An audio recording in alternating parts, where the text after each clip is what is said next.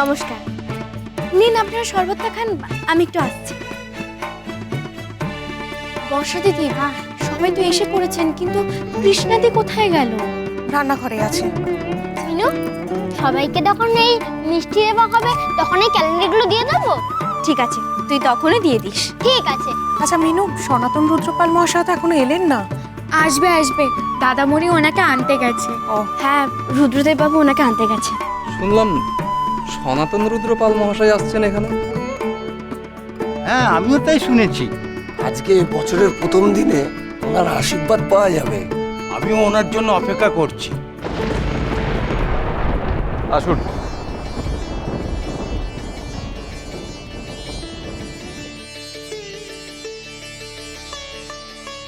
থাক মা থাক। শুভ নববর্ষ। মা মিন্ময়ী, তুমি আমাদের গর্ব মা। তোমার কর্তা স্বর্গীয় শ্রী কালীকৃষ্ণ পাল মহাশয় যেভাবে কুমোরপাড়ার প্রতিভা শিল্পীদের বুক দিয়ে আগলাতেন, তুমিও যে সবাইকে একজোট করে যে প্রয়াস নিয়েছো তাতে আমি ভীষণ খুশি হয়েছি। আপনি সত্যি খুশি হয়েছেন? আচ্ছা, আপনি দাঁড়িয়ে আছেন কেন? আসুন না, বসুন না, বসুন।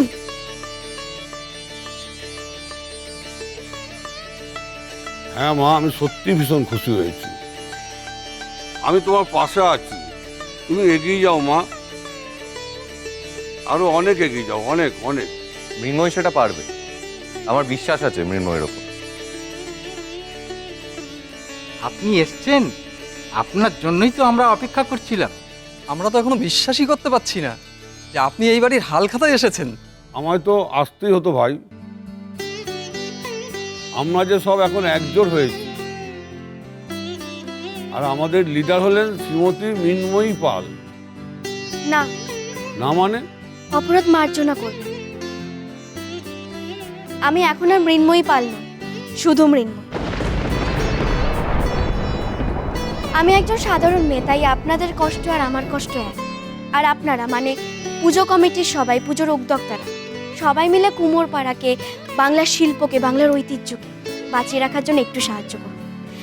মানে আমি বলতে চাইছি, মহিলা শিল্পীদের একটু সুযোগ করে দিন। নিশ্চয়ই। এই নিন, শিল্পী মিন্ময়ী পাল, সরি, শিল্পী মিন্ময়ীর সাথে।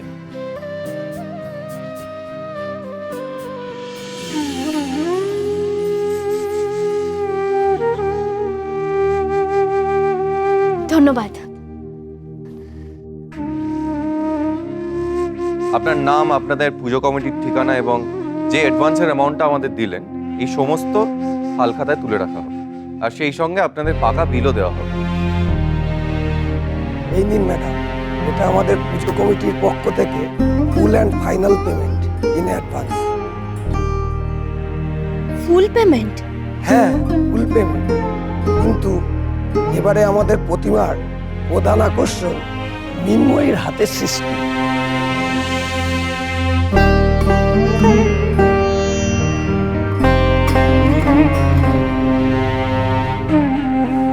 ধন্যবাদ, আপনি একটু অপেক্ষা করুন।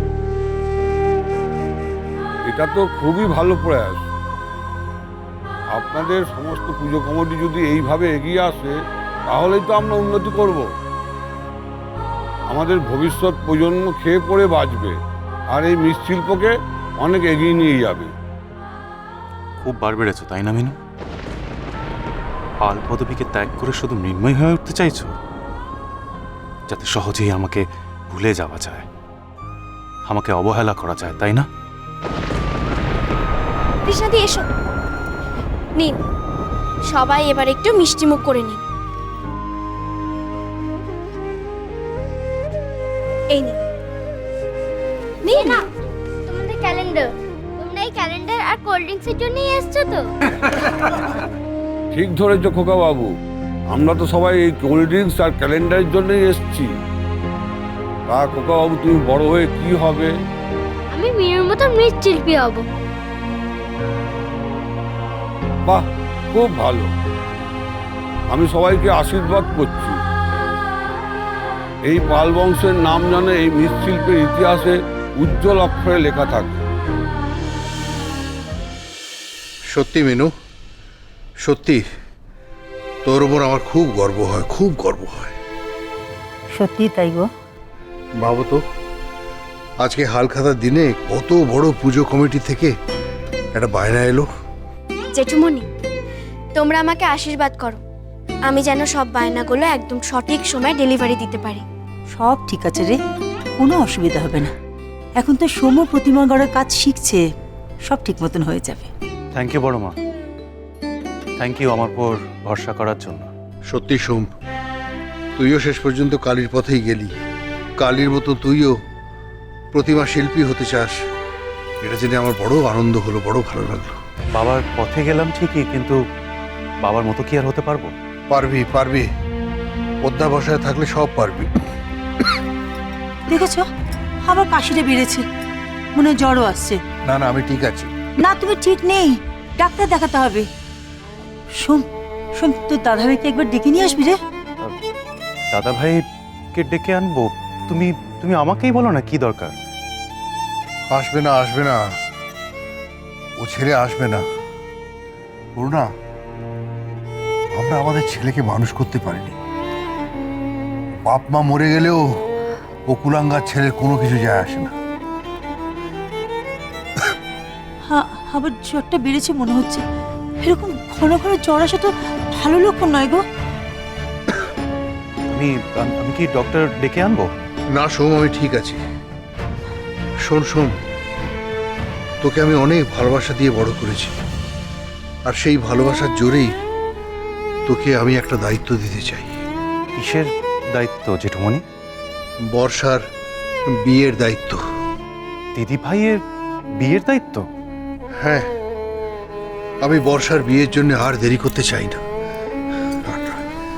তুই ওর জন্য একটা সুপাত্রের খোঁজ কর বাবা। এ তুমি কি বলছো জেঠুমণি? কেন রুদ্র, কি ভুল বলেছি? তুমি কার ওপর দিদি ভাইয়ের বিয়ের দায়িত্ব দিচ্ছ? হ্যাঁ, সোমের ওপর? যে নিজের ভালো মন্দ বোঝে না, সে কিনা দিদি ভাইয়ের জন্য যোগ্য ছেলে জোগাড় করবে? সেটা সময় বলবে রুদ্র। আর জেঠুমণি যখন আমাকে ভরসা করে দায়িত্ব দিয়েছে, আমি সেই দায়িত্ব অবশ্যই পালন করব। তাই নাকি? হ্যাঁ তাই। আমি খুঁজে আনবো দিদি ভাইয়ের জন্য যোগ্য ছেলে।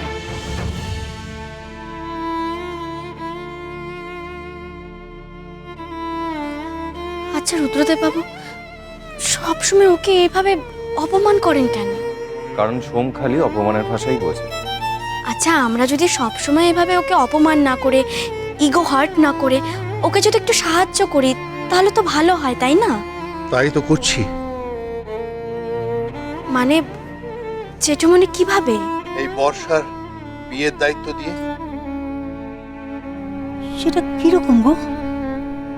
সোম বর্ষাকে খুব ভালোবাসে, তাই ওকে এই দায়িত্ব দিলাম। ওর কাঁধে দায়িত্ব না দিলে, ওর উপর ভরসা না করলে ও কি করে দায়িত্ববান হবে? এটা তুমি খুব ভালো করলে জেঠুমনি, খুব ভালো করলে।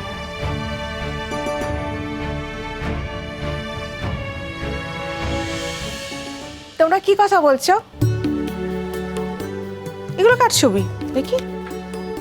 দেখ, তোর জন্য পাত্র দেখা হচ্ছে। দেখ এখান থেকে কোন ছেলেটাকে তোর পছন্দ। এসব কি মা? আমার বিয়ে করার কোনো ইচ্ছেই নেই, আমি বিয়ে করব না। বর্ষা শোন, বর্ষা। বাজলো